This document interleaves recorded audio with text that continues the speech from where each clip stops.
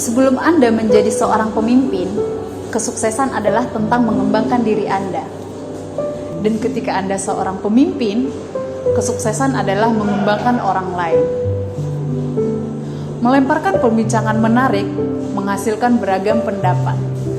Menurut Anda, pemimpin hebat itu seperti apa? Pernah tidak terpikir jika seorang pegawai diperas dan diperas oleh seorang pemimpin? Bagaimana jika saya seorang pemimpin? Dan bagaimana jika saya orang yang dipimpin? Sesungguhnya, pemimpin seperti apa yang saya harapkan? Apakah seorang pemimpin yang cukup menyelesaikan tugas dan fungsinya saja? Atau apakah seorang pemimpin yang perilakunya, yang nilai-nilainya tergambar dari perilakunya? Iya benar, menjadi seorang pemimpin memanglah tidak mudah. Menjadi seorang pemimpin hebat harus mau terus belajar, terus berproses, dan jika gagal lagi, belajar lagi, coba lagi, sampai meraih. Jika saya menjadi seorang pemimpin, diperlukan diskusi untuk mendalami sampai benar-benar tahu sesungguhnya apa yang pegawai harapkan dari seorang pemimpin. Inilah bertemu pemimpin. Apa yang Anda harapkan dari pemimpin yang hebat? Ada 4 hal yang paling esensial dari seorang pemimpin yang hebat. Pertama, inspire. Pemimpin yang menginspirasi mampu membuat saya percaya bahwa saya bisa mengerjakan hal-hal yang lebih besar yang mungkin selama ini saya merasa kurang mampu untuk melakukan hal tersebut. Inspirasi membuat saya percaya bahwa saya I'm more than myself.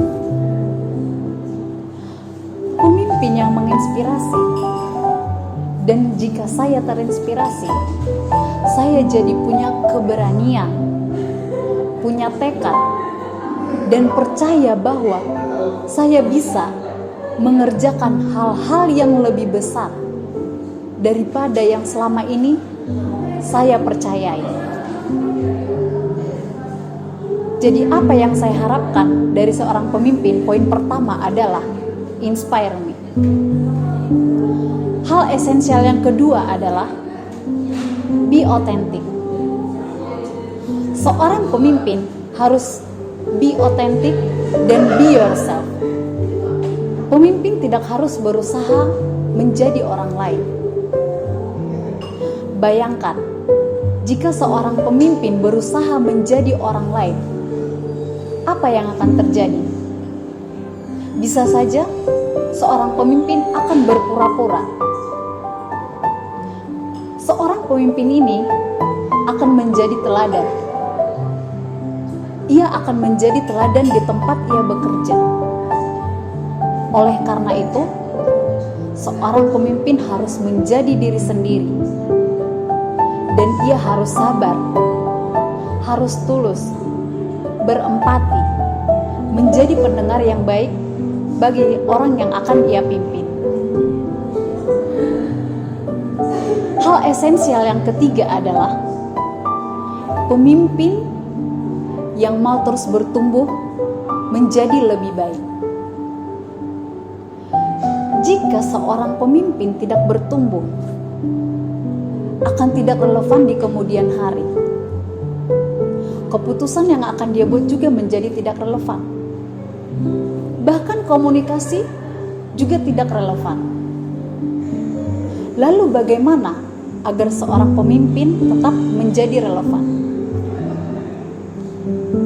Pemimpin harus terus belajar tentang pengetahuan baru, dan sungguh-sungguh invest waktu, invest energi agar menjadi seorang pemimpin yang lebih baik bagi orang-orang yang akan ia pimpin.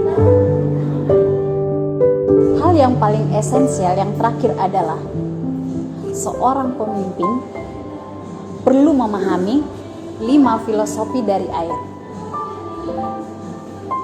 Filosofi yang pertama adalah bahwa tabiat air selalu mengalir ke tempat yang paling rendah. Ia mengalir dari tempat yang tinggi ke tempat yang terendah. Artinya apa? Seorang pemimpin harus belajar bahwa ia harus selalu rendah hati dan perlu untuk selalu melihat ke bawah.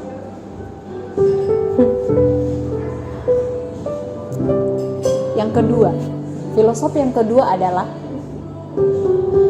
ketika orang lain melemparkan batu ke dalam air, ia akan mengeluarkan percikan, tapi hanya sebentar.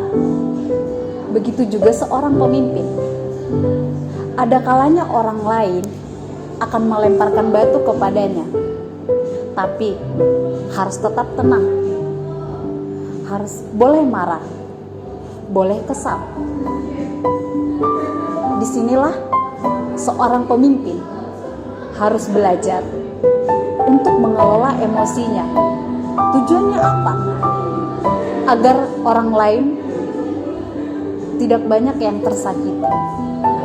Filosofi yang ketiga adalah air selalu menyesuaikan bentuknya ke tempat wadah yang menampungnya.